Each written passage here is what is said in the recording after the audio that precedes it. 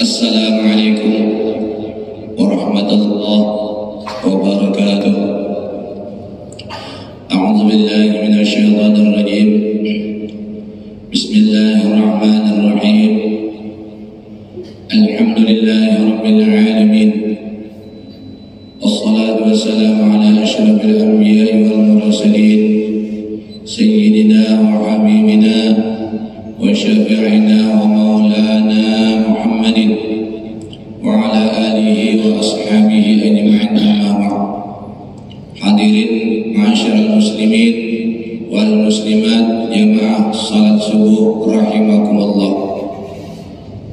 Sambungan daripada hadis yang kita sampaikan tadi malam, karena masih ada keterangan sedikit, kita ulang. Kata Rasulullah SAW, beliau bersabda, "Ala, ingatlah, perhatian, inna fil jasadi, sesungguhnya di dalam tubuh kita atau jasad kita itu ada tergantung di situ mudghatan, segumpal darah atau segumpal daging yang ada di tubuh kita itu. Fa idza salahat, apabila segumpal daging yang ada di tubuh kita itu bagus, maka salaha sairul jasadi, maka seluruh tubuh akan baik. Wa idza fasadat fasada sairul jasadi, apabila segumpal daging itu yang ada di tubuh kita itu rusak, maka rusak seluruh tubuh kita atau panca indera kita. Ala, kata Rasulullah, perhatikan, apa itu? Wahiyal qalbu, itu adalah yang disebut segumpal daging yang ada di tubuh kita adalah hati. Jadi dosa kita itu yang di panca indera kita itu asal mulanya adalah di hati. Dan hati itu bagaikan satu buah gelas atau cangkir atau cawan. Kalau itu gelas kita isi dengan kopi atau susu, maka kira-kira kalau gelas itu ditumpahkan, kira-kira apa yang keluar? Itu misalnya kopi kita taruh dalam gelas itu, kita tumpahkan, maka kopi itulah yang tertumpah. Kalau satu gelas itu kita isi susu, kemudian kita tumpah, itu gelas susulah yang keluar. Makanya satu gumpal daging itu dari hati kita itu ada yang di tubuh kita dari apabila kita isi dengan misalnya dendam kepada orang, itu pun tidak mungkin kelihatan, tapi dia dalam hati membara. Dan suatu saat dendam itu akan keluar lewat tangannya, lewat mulutnya, lewat kakinya, atau tadi misalnya segumpal daging itu diisi dengan kebencian kepada orang, sehingga dia sehari-hari, siang malam, dimanapun dia, siapapun dia lihat, benci dia, karena hati itu diisi dengan kebencian. Akhirnya siapapun dia lihat, benci dia. Dan kalimat benci itu tertumpahlah kebencian itu sehingga dia mencaci maki kepada orang lain. Bahkan jangankan orang jahat dilihatnya, orang baik pun dia caci maki, seolah-olah dia itu yang paling baik sudah. Melihat orang jahat itu dihinanya, melihat orang baik dihinanya, ya semua. Karena daging yang segumpal daging tadi itu seperti gelas tadi itu, seperti cangkir itu diisi dengan sifat kebencian, atau misalnya diisinya dengan sifat hasad, sifat dengki, maka yang tertumpahkan di mulutnya, di tangannya itu adalah kedengkian-kedengkian yang ada. Misalnya kita profesi yang sama atau jualan yang sama, melihat temannya di sebelah lakunya luar biasa, kita enggak. Itu kalau hatinya diisi dengan hasad, dengan dengki, dia bilang, ah itu ada guna-gunanya jadi lakunya luar biasa. Nah, karena hatinya tadi diisi dengan kebencian. Jadi hati inilah yang paling intinya. Jadi terserah kita mau diisi apa. Kalau kita isi dengan zikir Allah, Allah, Allah, niscaya hati semakin bersih. Atau subhanallah, subhanallah. Sehingga hati kita kalau sudah diisi dengan bacaan-bacaan zikir kepada Allah, sehingga hati kita menjadi lembut. Melihat orang yang jelek, wah itu mudah-mudahan Allah berikan petunjuk. Melihat orang yang bagus, kita dalam hati memikir mudah-mudahan saya juga seperti dia. Itu tidak ada kebencian, tidak ada kedengki-dengkian, tidak ada. Tidak ada penghinaan sudah kepada orang lain. Makanya orang yang rusak hati ini susah, komplit dan isinya itu. Diisi dengki, diisi kebencian, diisi dengan dendam, apa aja sifat-sifat yang tercela masuklah ke dalam hati itu sehingga penuh. Kalau sudah penuh ya tertumpahlah sudah. Jadi sehari-hari hatinya itu kotor, tidak dibersihkan dengan zikir, tidak dibersihkan dengan tasbih, sholawat dan lain sebagainya. Apalagi misalnya kita bersihkan dengan bacaan Quran siang malam, diusahakan bukan hanya bulan Ramadan, tapi di bulan lain juga. Karena Ramadan adalah latihan menggembling hati dan tubuh kita. Jadi begitu sudah lebaran, apakah terus salat berjamaahnya, apakah terus baca Qurannya, apakah terus zikirnya. Jadi penggemblengan artinya latihan di bulan Ramadan ini menggembleng hati kita dan tubuh.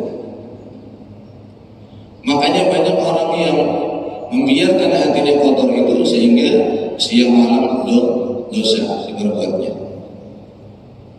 Jangankan kita orang biasa, pernah dalam satu cerita ada seorang yang alim sudah ahli ibadah.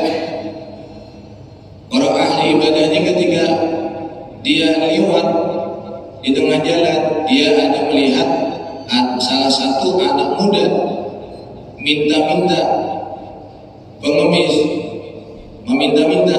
Anak muda ini ganteng luar biasa orangnya, mana muda mana ganteng orangnya, meminta-minta. Sehingga beliau ini tidak terasa, bukan mencela, bukan, cuma di hati beliau berkata, muda minta sedekah, itu aja, muda minta sedekah. Cuma itu, tidak menghina. Akhirnya orangnya muda minta sedekah. Apa yang terjadi? Setiap beliau zikir tengah malam, setiap beliau tengah malam beribadah pada Allah, tidak khusyuk, terganggu. Jadi hati yang biasanya kepada Allah itu khusyuk luar biasa sampai menangis seketika air mata beribadah malam, ini sudah beberapa malam beliau tidak bisa nyambung kepada Allah, sehingga amal ibadah beliau terganggu. Jadi akhirnya beliau bermimpi, ya Allah, apa salah saya? Dosa apa yang saya lakukan sehingga tidak khusyuk lagi ibadah saya selama ini? Akhirnya dapatlah hidayah. Di dalam mimpi itu dikasih tahu bahwa engkau berdosa hatimu menuduh orang muda itu minta sedekah. Padahal kamu belum tahu rahasia Allah. Kalau kamu mau ibadahmu lezat lagi seperti biasa, kamu cari anak muda itu kemanapun, minta maaf kepadanya. Akhirnya siang hari carilah anak muda itu. Bahkan beberapa hari, berbulan-bulan baru ketemu. Sekali ketemu apa? Sekalinya anak muda itu minta sedekah bukan untuk dirinya, tapi ada anak-anak yatim yang terlantar, fakir miskin yang terlantar. Jadi dia minta sedekah tadi, dikumpulin uangnya semua, untuk makan anak-anak yatim dan fakir miskin, bukan untuk dia. Coba. Jadi dia sudah rusak hatinya itu menyangka yang salah. Coba luar biasa. Dengan hati sedikit itu aja terganggu ibadah, apalagi sehari-hari misalnya kita gunakan yang tidak bagus hati kita.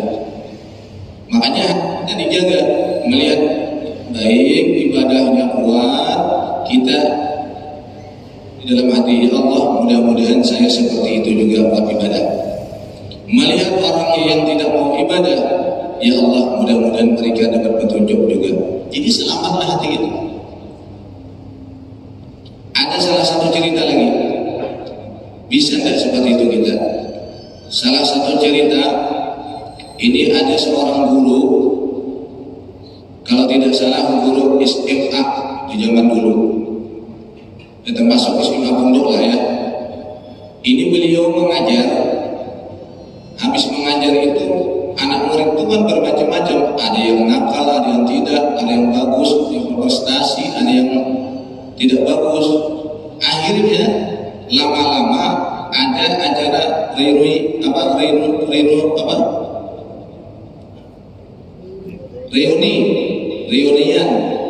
diadakan, anak didik yang sudah tua-tua sudah, tapi zaman dulu beliau yang ngajarin. Akhirnya ketemulah di reunian itu tadi, ketemu anak murid semua. Datang satu, Assalamualaikum guru, alhamdulillah guru yang mendidik luar biasa, kami sampai jadi semua. Satu datang, alhamdulillah guru kami.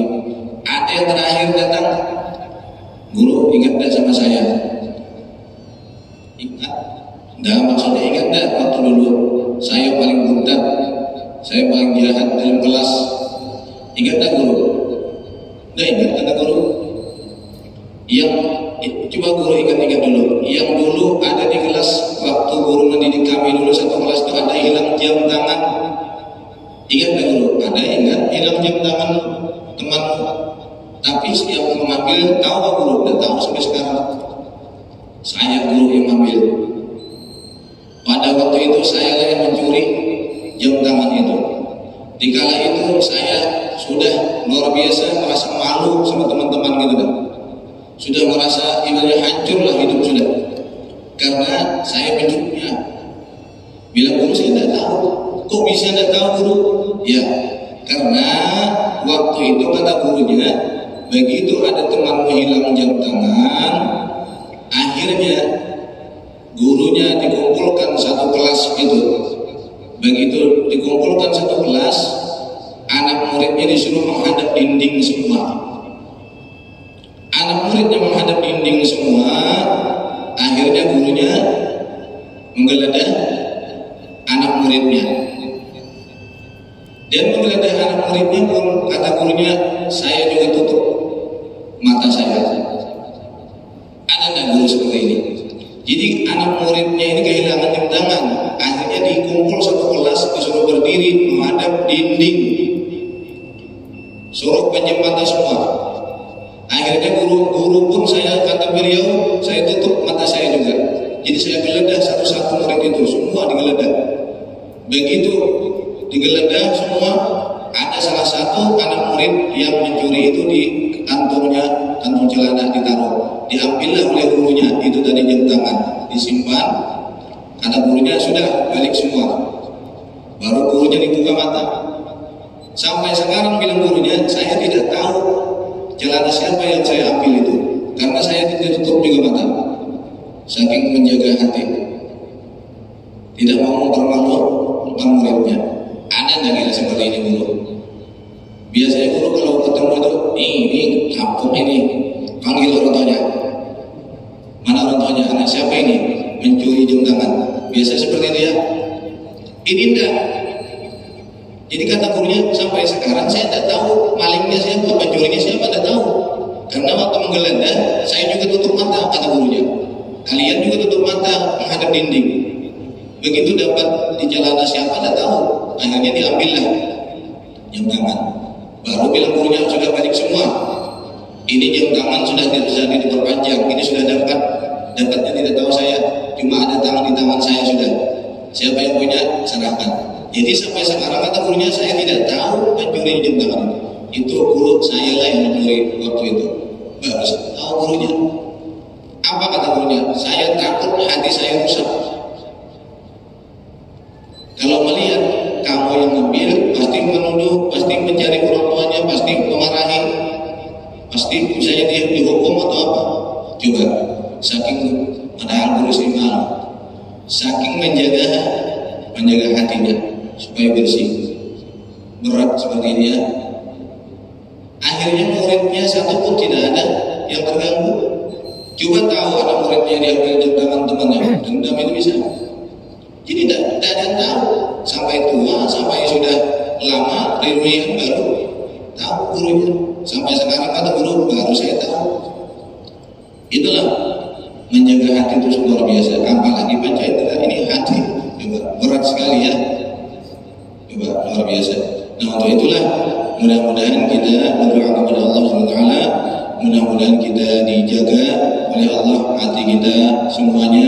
Mudah-mudahan hati kita dibersihkan oleh Allah, disucikan oleh Allah, sehingga dengan hati kita bersih suci, mudah-mudahan kita dihindarkan daripada segala dosa kesalahan, dan mudah-mudahan kita semua diberikan umur yang panjang penuh ibadah, dan mudah-mudahan diberikan kesehatan serta afiat, mudah-mudahan selalu dalam ibadah sampai mati kita, sampai akhir hayat kita, mudah-mudahan selalu ibadah. Amin ya rabbal alamin. Demikian, mohon ampun dan maaf. Wabillahi taufiq wal hidayah. Wassalamualaikum warahmatullahi wabarakatuh.